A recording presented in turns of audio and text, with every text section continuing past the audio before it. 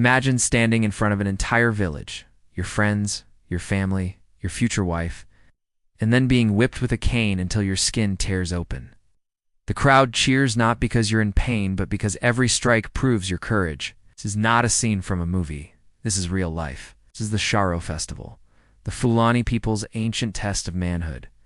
The Fulani, one of the largest nomadic groups in Africa, are known for their beauty, cattle herding skills, and proud traditions. But among all their customs, one stands out as both shocking and fascinating. The Sharo Festival, also called the Flogging Festival. Here, young men step into the arena to prove that they are ready for adulthood, ready for marriage, and ready to carry the weight of honor on their shoulders. But how does a community celebrate manhood with pain? Why does flogging decide your destiny? And what happens to those who fail? Let's dive into the gripping story of this extraordinary ritual. The day of Sharo is no ordinary day.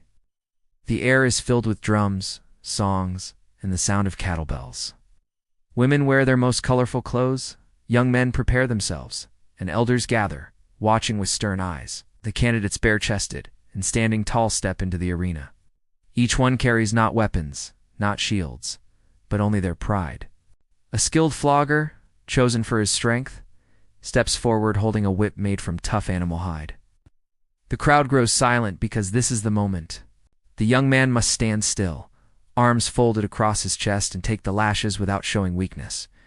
They are not allowed to scream, flinch, or even blink too much. Each strike slices into his skin, leaving bloody welts across his back. But the crowd erupts in applause when he refuses to move. Every drop of blood, every scar, is a badge of courage. And here's the twist. If he cries out or collapses, his shame doesn't just fall on him, it falls on his entire family. Imagine carrying that kind of pressure. So why endure such pain? For the Fulani, manhood is not given, it is earned. Passing the Sharo Festival proves three things. Courage, you can endure pain without fear. Discipline, you can control your emotions under pressure. Readiness for marriage, you're worthy of taking responsibility for a family. In fact, many young men go through Sharo to impress women. If you survive with dignity, you don't just win respect, you might win the heart of your future wife.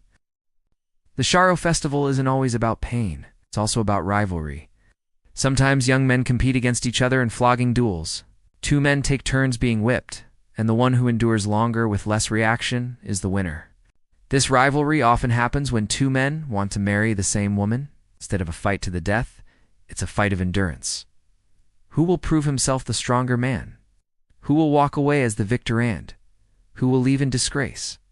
Outsiders may see the Sharo Festival as brutal, but within the Fulani culture, it's a source of pride. It brings the community together. It strengthens identity. Keeps alive a tradition that has survived for centuries. But times are changing. Modern laws, religious influences, and government restrictions are reducing how often the Sharo Festival is held. Some argue it should be banned. Others believe that without it, the Fulani risk losing part of who they are. So, the next time you think of what it takes to prove yourself, remember the young Fulani men of Nigeria, who stand tall, chest out, arms folded, while whips tear into their backs. For them, scars are not wounds. Scars are medals. Scars are proof of courage. Scars are the price of honor. Do you have the strength to stand there and take it? If you found this story fascinating, imagine what other traditions are out there waiting to be uncovered. Hit subscribe, drop a comment on whether you think you could endure the Sharo Festival. And don't forget to check out my other videos for more myths, legends, and rituals from around the world. Because the world is full of mysteries and together, we're uncovering them.